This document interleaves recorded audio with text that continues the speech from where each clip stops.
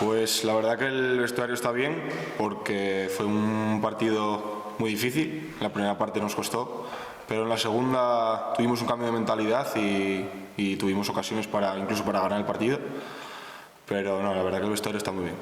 Pues bueno, la verdad que es un cambio bastante duro, la verdad, de tercera a segunda federación, pero bueno, voy poco a poco. Sé que me está costando un poco, pero bueno, estoy intentando mejorar día a día, trabajando, esforzándome, sacrificándome y sé que van a llegar las cosas. Bueno, a ver, al final sí, es un equipo de aquí de Asturias, no deja de ser un derbi, pero bueno, al final aquí todos los equipos, no te voy a decir que son iguales, pero no hay tanta diferencia entre uno y otro y sí que bueno, a ver, siempre está la piquilla de que es un derbi, pero no deja de ser un rival más y directo además.